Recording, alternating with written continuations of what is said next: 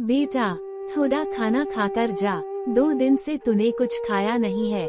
लाचार माता के शब्द है अपने बेटे को समझाने के लिए।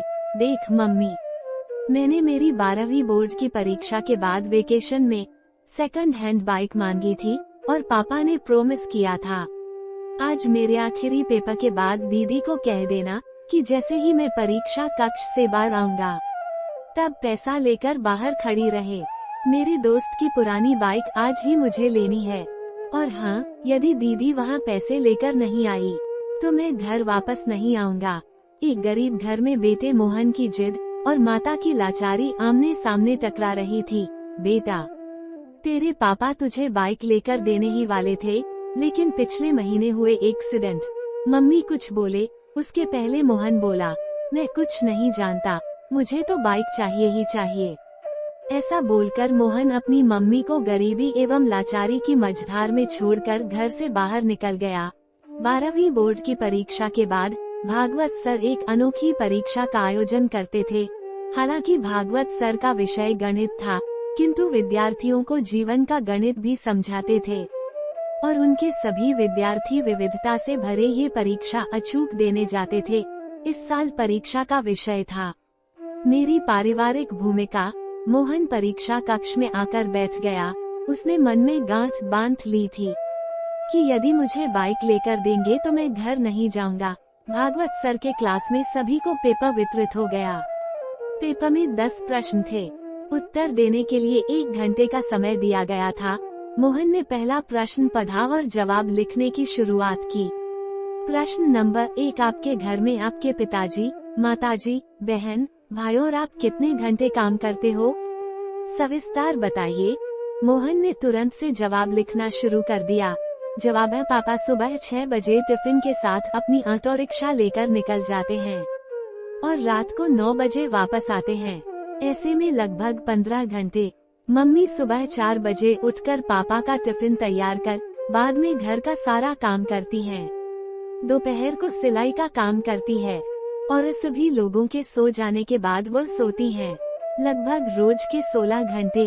दीदी सुबह कॉलेज जाती हैं, शाम को 4 से 8 पार्ट टाइम जॉब करती हैं और रात्रि को मम्मी को काम में मदद करती हैं। लगभग 12 से 13 घंटे। मैं सुबह 6 बजे उठता हूँ और दोपहर स्कूल से आकर खाना खाकर सो जाता हूँ। शाम को अपने दोस्तों के साथ टहलता हूँ। रात्रि को 11 बजे तक पढ़ता हूँ। लगभग 10 घंटे।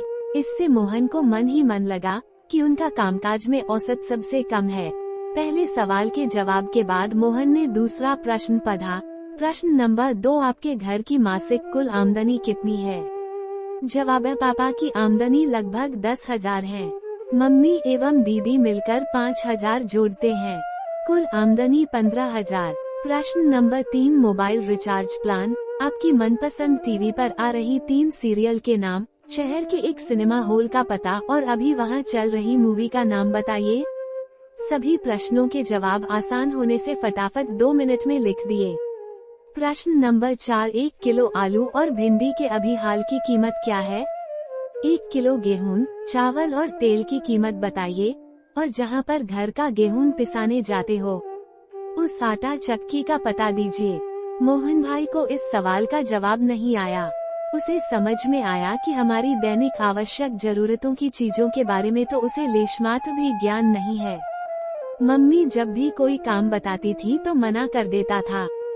आज उसे ज्ञान हुआ कि अनावश्यक चीजें, मोबाइल रिचार्ज, मुर्गी का ज्ञान इतना उपयोगी नहीं है।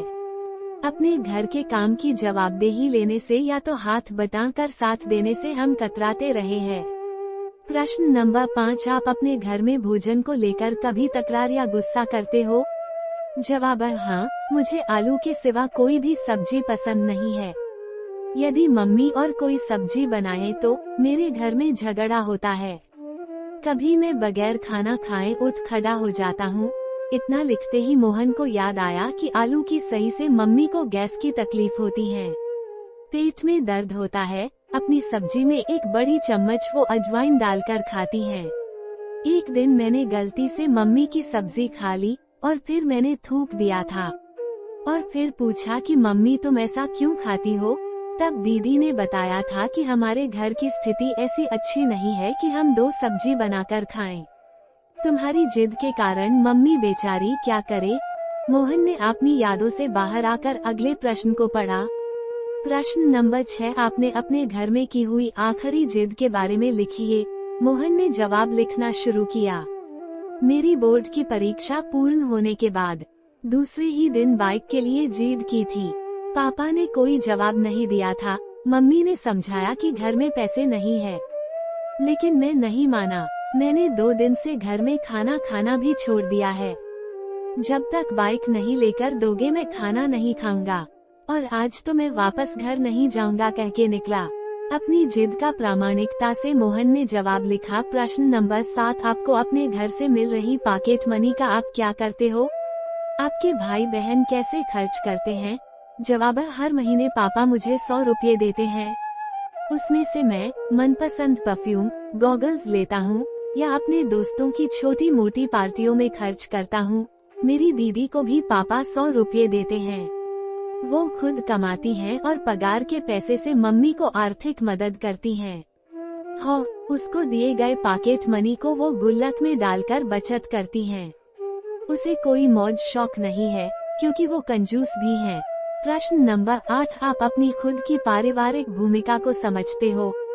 प्रश्न अटपटा और जटिल होने के बाद भी मोहन ने जवाब लिखा। परिवार के साथ जुड़े रहना, एक दूसरे के प्रति समझदारी से व्यवहार करना एवं मददरूप होना चाहिए और ऐसे अपनी जवाबदेही निभानी चाहिए। ये लिखते लिखते ही अंतरात्मा से आवाज आई कि अरे मोहन, तुम खुद अपनी पारिवारिक भूमिका को योग्य रूप से निभा रहे हो? और अंतरात्मा से जवाब आया कि ना, बिल्कुल नहीं। प्रश्न नंबर 9, आपके परिणाम से आपके माता पिता खुश हैं? क्या वो अच्छे परिणाम के लिए आपसे जिद करते हैं, आपको डांटते रहते हैं? इस प्रश्न का जवाब लिखने से पहले हुए मोहन की आंख भर आई। अब वो परिवार के प्रति अपनी भूमिका बराबर समझ चुका था। लिखने की शुरुआत की। वैसे तो मैं कभी भी मेरे माता पिता को आज तक संतोषजनक परिणाम नहीं दे पाया हूँ, लेकिन इसके लिए उन्होंने कभी भी जिद नहीं की है। मैंने बहुत बार अच्छे रिजल्ट के प्रोमिस तोड़े हैं, फिर भी हल्की सी डॉट के बाद वही प्रेम और वात्सल्य बना रहता है। प्रश्न नंबर 10, पारिवारिक जीवन में असरकारक भूमिका निभाने के लिए इस वेकेशन में आप कैसे परिवार को मददगार होंगे? जवाब में मोहन की कलम चले इससे पहले उनकी आंखों से आंसू बहने लगे और जवाब लिखने से पहले ही कलम रुक गई।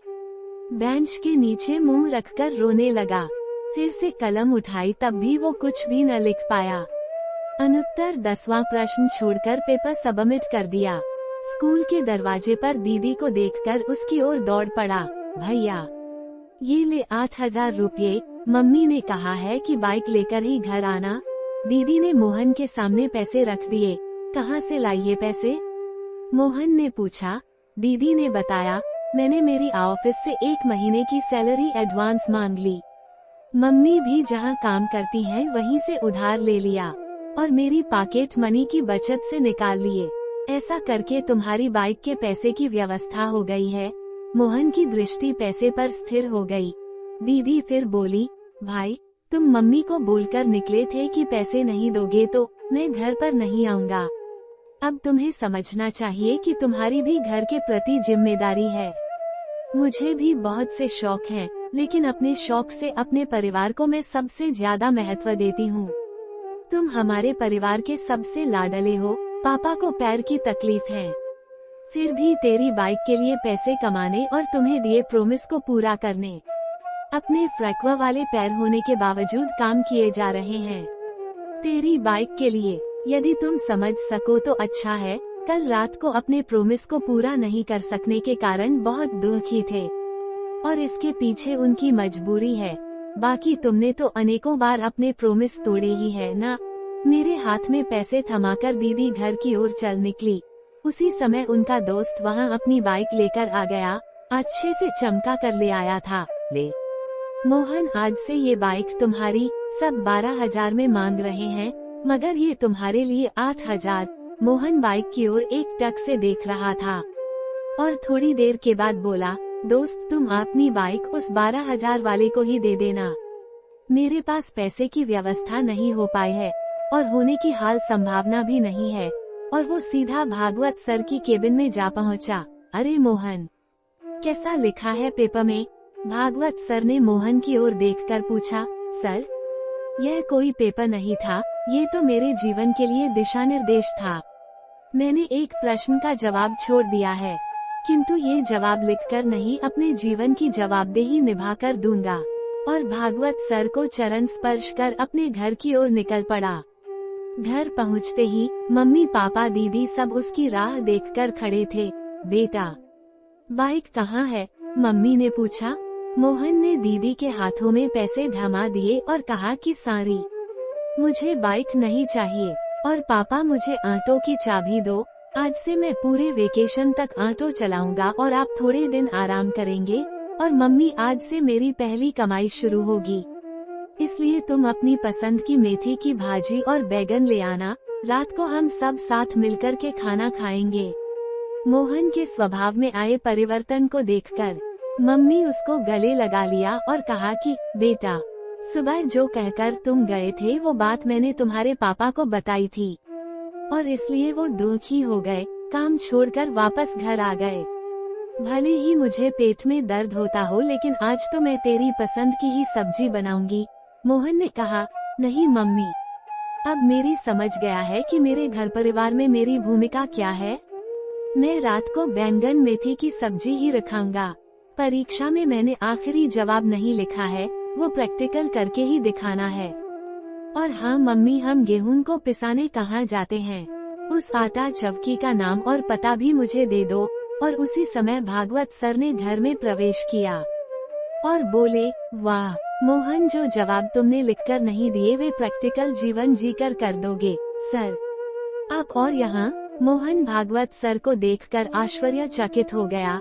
मुझे मिलकर तुम चले गए, उसके बाद मैंने तुम्हारा पेपर पढ़ा, इसलिए तुम्हारे घर की ओर निकल पड़ा। मैं बहुत देर से तुम्हारे अंदर आए परिवर्तन को सुन रहा था। मेरी अनोखी परीक्षा सफल रही और इस परीक्षा में तुमने पहला स्थान पाया है। ऐसा बोलकर भागवत सर ने मोहन के सर पर हाथ रखा। मोहन ने तुरंत ही भागवत सर के पैर छुए और ऑटो रिक्शा चलाने के लिए निकल पड़ा। पोस्ट कॉपी की है, लेकिन जो भी असल लेखक का है उसकी कलम को नमन है। रोज नई कहानी सुनने के लिए चैनल को सब्सक्राइब करें और कमेंट में बताइए कहानी कैसी लगी। धन्यवाद।